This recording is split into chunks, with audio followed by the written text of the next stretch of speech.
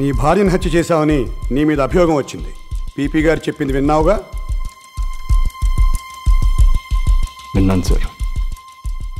ఆయన చెప్పిందంత నిజమే. ఈ హత్యకి మా పని మనిషికి ఎటువంటి సంబంధం లేదు. ఎందుకంటే తను చాలా మంచిది.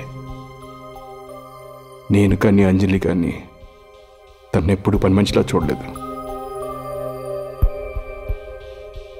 నా సొంత తోబుట్టులా చూసుకున్నాను.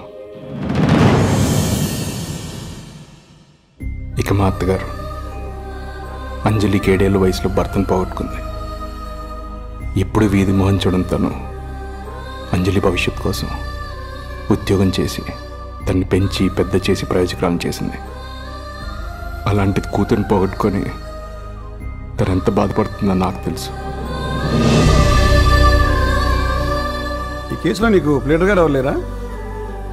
పీపీ గారు ఉన్నారు కదా సార్. ఆయన నీకు ఈ కేసులో వ్యతిరేకంగా కదా వాదిస్తున్నారు. ఆయన న్యాయం ఎటువైపు ఉంటే అటువైపే వాదిస్తారని విన్నాను. ఆయన ఎప్పటికైనా నా వైపు వాదిస్తారని నమ్మకం నాకుంది. ఎందుకంటే న్యాయం నా వైపు ఉంది కాబట్టి. మిస్టర్ పీపీ, ఇతనికి 10 days జ్యుడిషియల్ రిమాండ్ విధిస్తున్నాను. ఇతన్ని అక్కడే విచారించవచ్చు. That too in presence of you. ఎందుకు చంపావు? నేను చెప్పేది నిజం సార్. నా వైఫ్ నేను ఎందుకు చంపుకుంటాను? Sorry sir. Siddharth, the entire evidence is against you. ఈ నేరం నువ్వే చేసావని మా అందరికీ తెలుసు.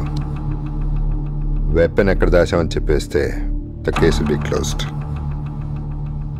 అంజలి ఎలా చనిపోయిందో తెలియని బాధలో నేనున్నాను. వెపన్ ఎక్కడ దాచారో చెప్పమంటే ఏం చెప్పగలను సార్? ఇల్లిసిట్ రిలేషన్షిప్స్ ఎక్కువగా మర్డర్కి దారితీస్తాయని మేము పోలీసులు నమ్ముతాం. సో నీ వైఫ్కి ఇంకెవరితో నాకు ఇంకొక మాట నా అంజలి గురించి తప్పుగా మాట్లాడావనుకో.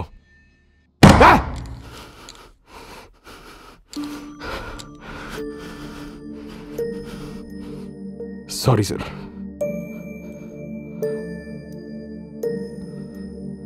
అంజలి అంటే నా ప్రాణం సార్. తన గురించి అలా మాట్లాడేసరికి ఓకే సార్. నేను ఇప్పుడు ఏం చెప్పినా మీరు నమ్మరు. ఎందుకంటే మీ దృష్టిలో నేను క్రిమినల్ కాబట్టి. నా మీద కంప్లైంట్ ఇచ్చిన మా అత్తగారిని అడగండి.